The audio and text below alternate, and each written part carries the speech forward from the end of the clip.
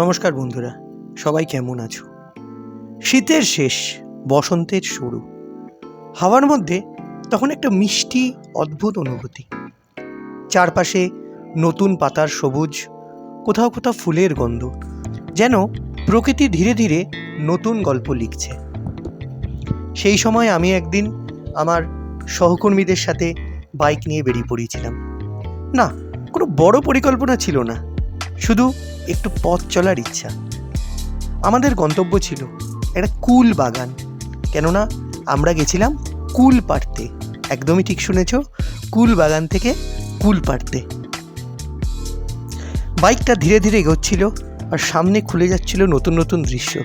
রাস্তার দুপাশে গাছ, মাথার ওপর নীল আকাশ, আর মুখের আকাশে বসন্তের হালকা ঠান্ডা হাওয়া।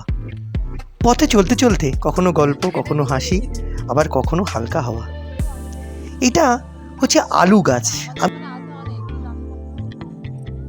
কোনো আলু গাছ থেকে আমি আলু দেখিনি, তো সেই আলুটা আমি নিজের হাতে তুলে দেখলাম।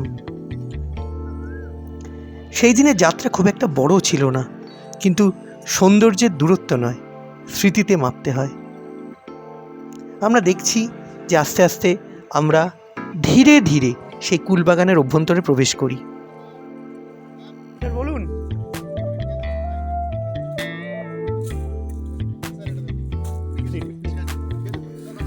কুলবাগানের ভেতরে প্রবেশ করে শুভেন্দু স্যার, বিপ্লব স্যার, রিমা ম্যাডাম এবং আমি, এই চারজনে আমরা কুলবাগান থেকে কুল পাড়তে শুরু করি। বিকেলবেলা ছিল বলে হালকা খিদেও পেয়েছিল, তাই অনেকগুলো কুল আমরা ওখান থেকে পেরে নিই। এই কুল গাছগুলো থেকে নিজেরা হাতে নিয়ে কুল পাড়ছিলাম। কুলগুলো এত মিষ্টি ছিল, সচরাচর দোকানে থেকেও কিন্তু এত মিষ্টি কুল পাওয়া যায় না।